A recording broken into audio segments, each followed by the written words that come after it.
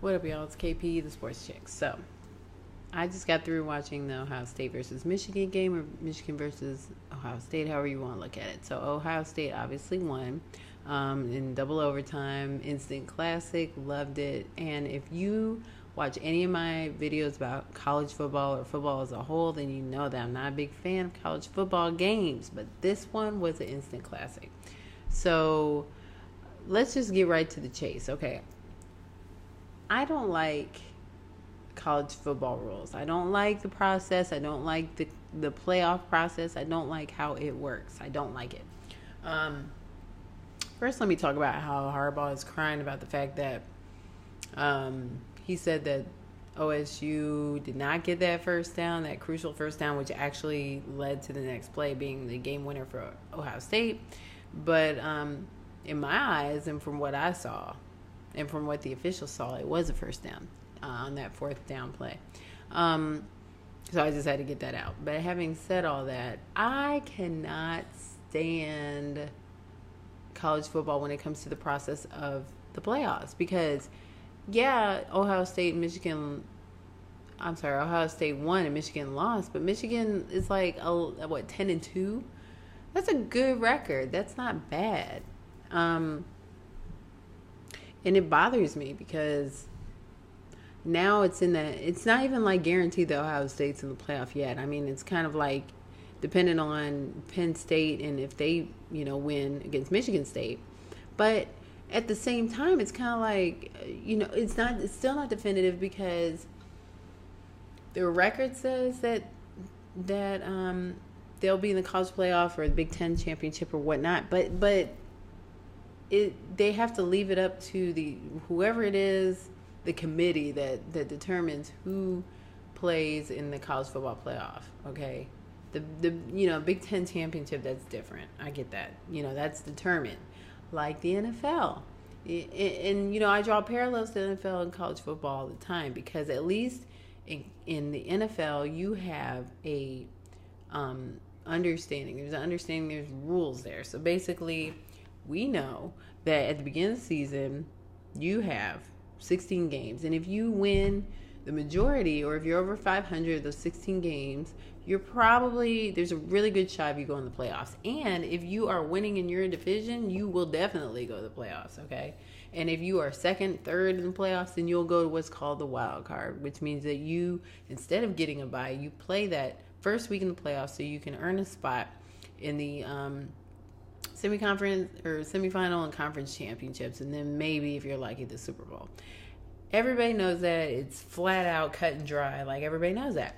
So the college football is not like that. They have like a committee that decides whether you go, and it's called like bracketology. It's all about money. And they do this whole thing that where they bracketology, they have this whole special where they release the names that are the names of the schools that will be going to bowl games, championship games, whatnot. And then they proceed to have like a whole month off where they just, nobody plays anything. So that means that the momentum drops and whatever rhythm you have is gone because you take a whole month off. Everybody nobody plays these games until the week of New Year's. After Christmas, that week after Christmas, between that and New Year's, that's when everybody's playing these games. And it makes no sense to me. So the fact that Michigan lost today, in Michigan's eyes, like, you look at the players and they look like that they are a horrible team and that they lost everything. And it's like, no, you don't suck. Like, you lost 2 games out of 12. Okay, so you didn't play that bad. And then so it kind of warps the minds of these players, some of which will never play football again after college, on a level like this, organized sports.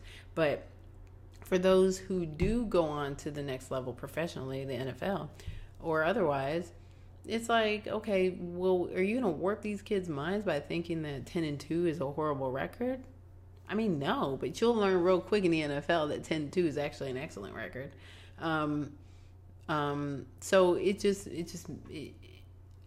it brings me back into the argument about college football as a whole altogether, and why I cannot stand the overall process. Like, if you have won more than the majority of your games, let's say 80%, isn't that what 10-2 is? Like 80% of your games, then, or what, 85% of your games, then there should be some process in place to where, like, if you win this, just like the NFL, where if you win the majority in your division, then you need to be in the playoffs, okay?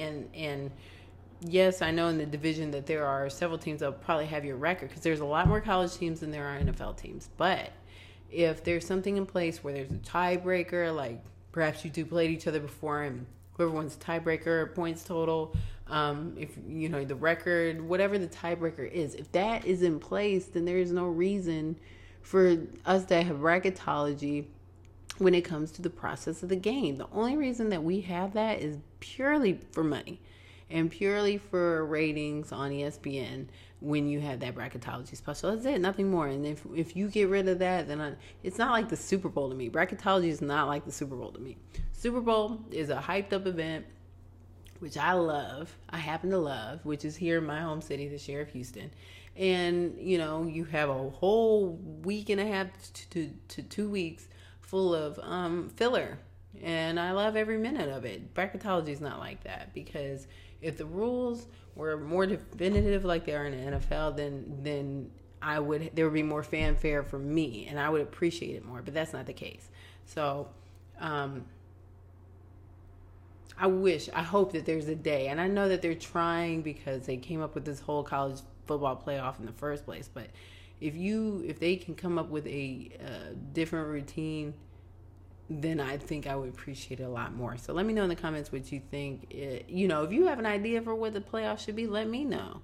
And then all other comments are welcome, obviously. You can hit me up on YouTube at KP the Sports Chick or kpthesportschick.com, which is my social media hub, where you can find all my social media outlets where you can leave comments there as well.